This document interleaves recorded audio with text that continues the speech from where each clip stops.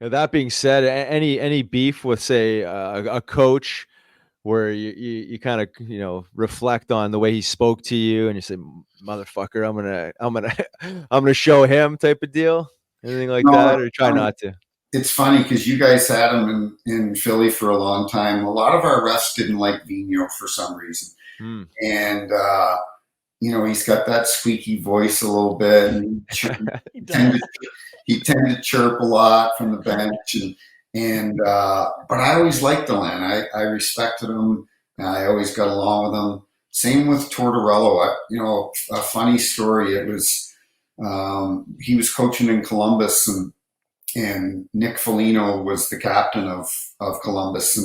And when I was in the minor leagues, I had Mike Foligno, their dad, was coaching Hershey, and I screwed up a call one night, and I went over to Mike, and he's the head coach. He's part of Colorado's organization then, and I explained to him that I got the call wrong, and he was like, "Timmy, we're in the American League for a reason. We're all trying to get better, in hopes that we can make it, we can all make it the NHL." And he was just such a man about it, and not demeaning, and so professional with me. And so when Marcus and Nick came in the league, I always had a soft spot for both of them.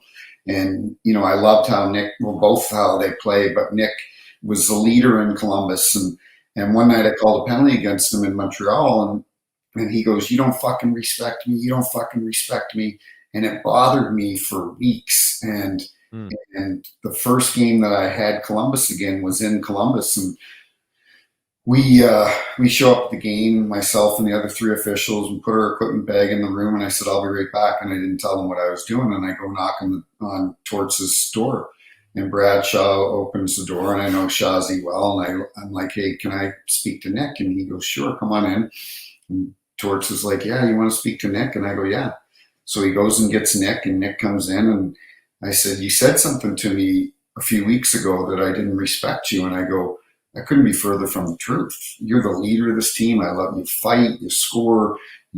I've got a tremendous amount of respect for you. And the relationship I have with your dad." I said, "I just want you to know that I do respect you." And we hugged it out, and he leaves, and Torts looks at me and goes, "We fucking need more of that. That's awesome." Oh, that's Fucking so right. cool. I never wanted a player to not think that I didn't respect them. I may not like their style they play, or they might have caused me a lot of grief, but I respected all the players and the coaches.